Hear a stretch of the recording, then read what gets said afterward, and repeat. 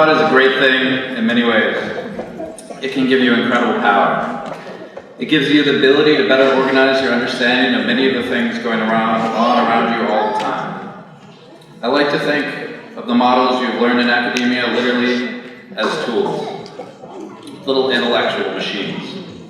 Linguistic logic, for instance, can be used like a saw with which you can cut apart the belligerent fallacies of the likes of Glenn Beck. Psychological rubrics are like rulers you can use to assess somebody's behavior in relationship to statistical norms. As you learn, you are, in a way, becoming a cyborg. The fact that knowledge is not physical is irrelevant.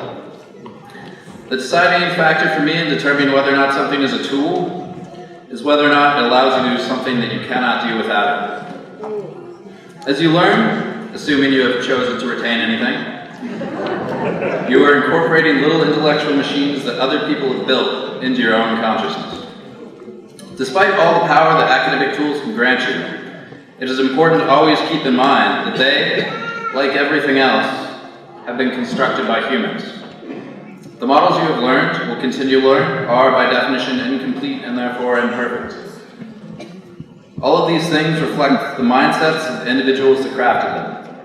They divide the world up, and they do it in ways that are both convenient to them and designed to achieve a certain kind of order, to serve specific needs of those that created the systems.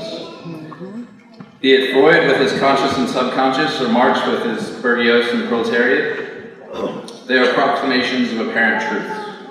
They are attempts to explain and ultimately to control, or at least to feel that we control the world. To feel that we know the world, know how it works, know what it does, and know what we need from it. It is a choice that we make collectively to think about one part of our consciousness as explicitly separate from another, or one part of society as explicitly separate from another. We could just as easily think about consciousness as an infinite field of needs and of information and patterns of actions, reconciling these needs and mitigating the complexity of nonlinear systems. A model like this would not be very useful for assessing mental health or designing a therapy program. But it may give us some glimpse of deeper truth. The point is, as you learn these tools, install these machines into your thought patterns, remember that they are filters. That they are one of the many options, and try every once in a while to look directly at the world. Ignoring your filters as much as possible, just try and see what is actually there, alive and constantly unfolding around you in all its incredible, inconceivable complexity and beauty.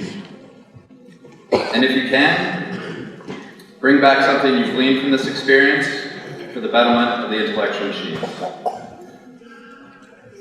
Thank you.